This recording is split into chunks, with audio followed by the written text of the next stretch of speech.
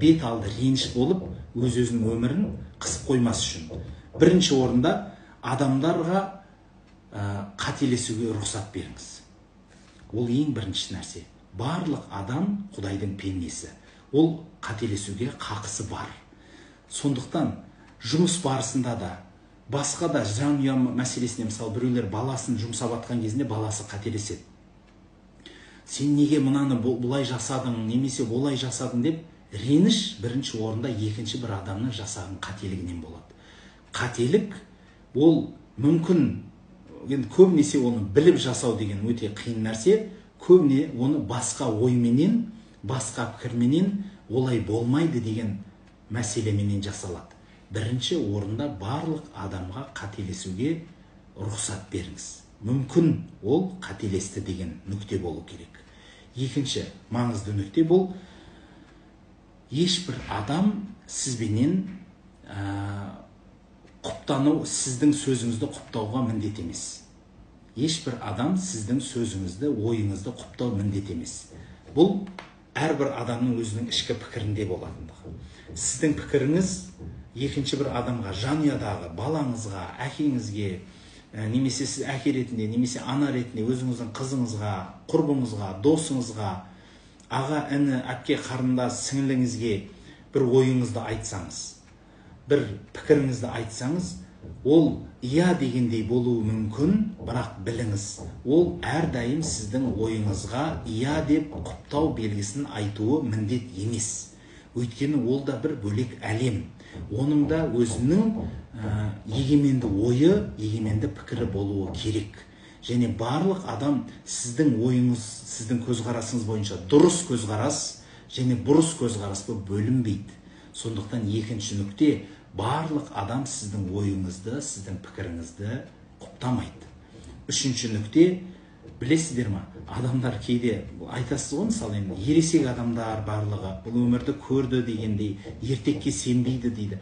Бірақ білесіз ба, сондай мен ертекке сенбеймін деген адамдардың өздері кейде адамдар телепатияға сенетін сияқты көрінеді. Себебі осы жерден үшінші нүкте шығады. Адамдар сіздің ойыңызды ешқашан оқи алмайды. Осы үшінші нүкте. Қараңызшы, құрметті бауырлар, кейбір адамдар ішінен өзі ойлайды, ішінен өзі бір нәрсе түйеді. Енді сіздің мүмкін эмоцияңыздан, мүмкін мимикаңыз, түріңіз, ісіңіз, қимылыңыздан бір нәрсе білініп тұру мүмкін, бірақ біліңізші, ол түсінік екінші бір адамға басқа ойменен, басқа пікірмен жету ықтималы өте көп. Және адамдар сіздің ішіңіздегі ойды оқып алмайды. Сіз міндетті түрде айтуыңыз керек. Ішіңіздегі сезіміңізді де солай. Мысалы, мен бұл жерде сенің мына қылығыңа ашуланып тұрмын.